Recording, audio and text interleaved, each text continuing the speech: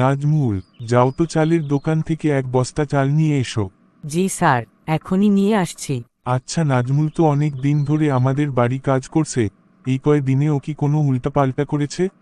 না, আমি তো ওকে কোনো উল্টা পাল্টা করতে দেখিনি, ও তো ভালোই কাজ করে। দেলোয়ার চাচা শুধুই ছেলেটাকে বাড়ি থেকে বের করে দিল। কিরে নাজমুল, কিছু বলবি? হ্যাঁ ম্যাম, অনেক দিন ধরেই আপনাকে একটা কথা বলতে চাইছি, কিন্তু সাহস করে বলতে পারছি না। বল, কি বলবি?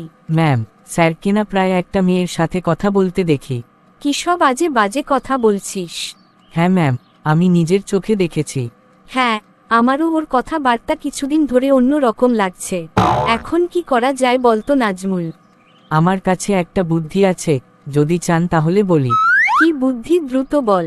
আমার এক চেনা পরিচিত ফকির আছে, তার কাছে যদি স্যারের একটা জামা নিয়ে যাই তাহলে সে স্যারকে আপনার বশীভূত করে দিতে পারবে। তাহলে তাই যা, কিন্তু কখন যাবি? আজ দুপুরে। আর হ্যাঁ, বিষয়টা যেন স্যার কোনোভাবেই না জানে। ঠিক আছে, তুই চিন্তা করিস না। স্যার, আপনায় একটা কথা বলি, কিছু মনে করবেন না তো? না, বল। স্যার, আপনার অফিসে যাওয়ার পর না ম্যাম আপনার ব্রিফকেস থেকে টাকা নিয়ে কোথায় যেন পাঠায়। কি বলিস তুই? হ্যাঁ স্যার, বিশ্বাস না হলে আজ দুপুরে আপনি দেখেন। ঠিক আছে, আজ আমি তাড়াতাড়ি চলে আসব। এখান থেকেই একটা কাপড় নিয়ে নাজমুলের কাছে দেই। আচ্ছা, তাহলে এই ব্যাপার, তুমি আমার ব্রিফকেস থেকে টাকা সরাও। আজ তো তোমায় হাতে নাতে ধরলাম। এদিকে আয় তুই।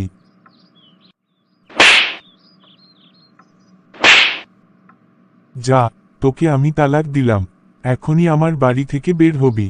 আমাকে মেরে কাজটা ঠিক করলে না, আমি থানায় তোমার নামে কমপ্লেইন করব।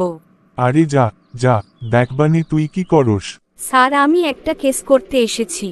কার বিরুদ্ধে ম্যাম? আমার স্বামীর বিরুদ্ধে। কি বলছেন? আপনার স্বামীর বিরুদ্ধে?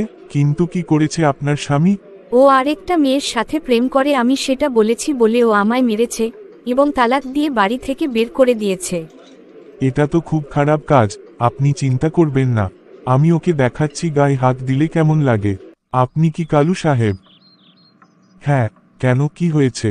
আপনাকে নারী নির্যাতন করার অপরাধে গ্রেফতার করা হলো। কি বলছেন? হ্যাঁ, এখন চলুন থানায়। হায় রে, কি সর্বনাশ হলো আমার। আরও শুনুন আমার মতো মানুষের কথা, কারণ আমার মতো মানুষের কথা শুনলে আশা করি আপনাদের পরিণামের থেকেও খারাপ হবে।